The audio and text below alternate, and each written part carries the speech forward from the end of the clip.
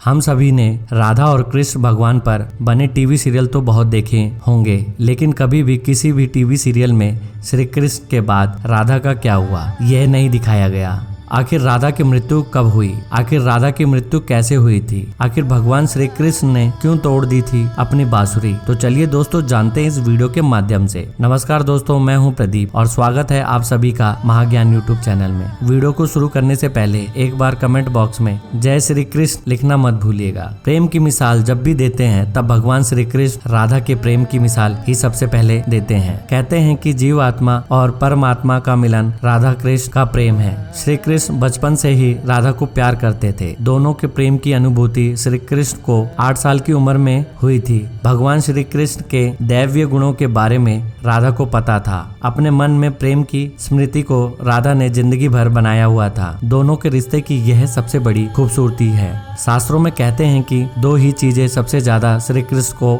अपने जीवन में बहुत प्यारी थी। श्री कृष्ण की यह दोनों चीजें एक दूसरे से आपस में गहराई से जुड़ी थी और वो थी बांसुरी और राधा भगवान श्री कृष्ण की तरफ उनकी बांसुरी की वजह से ही खिंची हुई थी। श्री कृष्ण अपने बांसुरी राधा की वजह से ही रखते थे। भगवान श्री कृष्ण और राधा का मिलन भले ही नहीं हुआ, लेकिन एक सूत्र में दोनों को हमेशा बांसुरी बांधे रखती थी। कृष्ण के हर चित्र में बांसुरी जरूर होती है। राधा के प्रति श्री कृष्ण के प्रेम का प्रतीक बांसुरी है। कई अलग अलग विवरण राधा से जुड़े हुए हैं, लेकिन एक ऐसी ही प्रचलित कहानी हम आपको बताने जा रहे हैं। जब मामा कंस ने बलराम और कृष्ण को आमंत्रित किया था, उस समय राधा पहली बार भगवान श्री कृष्ण ने अलग हुई थी। यह खबर जब वृंदावन के वासियों ने सुनी तो वह बहुत दुखी हो गए। जब श्री कृष्ण मथुरा जा रहे थे उससे पहले वह राधा से मिले थे। राधा को श्री कृष्ण के मन की हर गतिविधियां पता थी। भगवान श्री कृष्ण ने राधा को अलविदा कहा और फिर दूर हो गए। राधा से भगवान श्री कृष्ण ने वादा किया था कि वह वापस आएंगे, लेकिन उनके पास कृष्ण वापस नहीं आए। हालांकि रुक्मणी से कृष्ण की शादी भी हो गई। श्री कृष्ण को पाने के लिए रुक्मणी ने कई तरह के जतन किए थे। अपने भाई रुक्मी के खिलाफ रुक्मणी ने श्री कृष्ण से शादी की। श्री कृष्ण से जिस तरह राधा प्रेम करती थी उसी तरह से रुक्मणी भी करती थी। श्री कृष्ण को रुक्मणी ने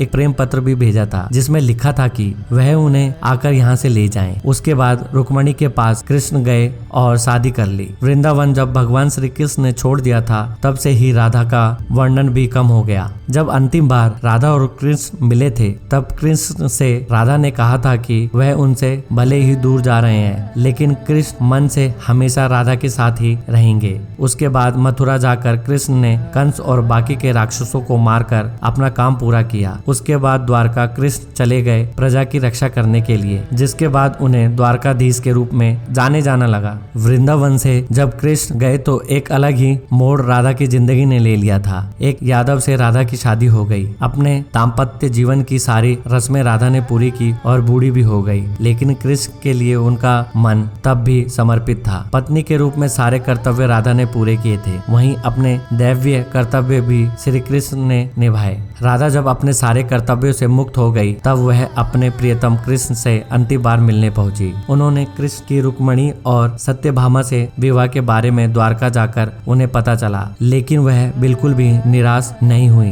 राधा को जब कृष्ण ने देखा तो वह बहुत ही खुश हुए। एक दूसरे से दोनों ने संकेतों के जरिए काफी देर तक बात की। कान्हा की नगरी द्वारिका में राधा को कोई नहीं जानता था। कृष्ण ने महल में राधा को देविका के रूप में उनके अनुरोध पर नियुक्त किया। महल में दिन भर राधा रहकर सारे काम करती थी। जब राधा को मौका मिलता था तो वह कृष्ण के दर्शन करती थी। कृष्ण के साथ पहले जैसा आध्यात्मिक जुड़ाव राधा ने महसूस नहीं किया था। इसी वजह से उन्होंने महल से दूर जाने का फैसला कर लिया था। ऐसा फैसला उन्होंने इसलिए लिया ताकि भगवान श्री कृष्ण के साथ गहरा आध्यात्मिक संबंध वह दूर जाकर दोबारा स्थापित कर पाएं। वह कहाँ जा रही हैं उन्हें नहीं पता था, लेकिन भगवान श्री कृष्ण जानते थे। जैसे जैसे समय बीतता गया राधा अकेली और कमजोर हो गई। उस समय भगवान श्री कृष्ण की आवश्यकता राधा को हुई। भगवान श्री कृष्ण अंतिम समय में उनके सामने आए। राधा ने श्री कृष्ण ने कहा कि वह कुछ उनसे मांगे, लेकिन राधा ने उनसे इनकार कर दिया। दोबारा राधा से श्री कृष्ण ने अनुरोध किया तो उन्होंने कहा कि वह एक अंतिम बार उनके लिए बांसुरी बजा दें। बांसुरी लेकर श्री कृष्ण सुरीली धुन में बजाने लग गए। दिन रात तब तक बांसुरी श्री कृष्ण ने बजाई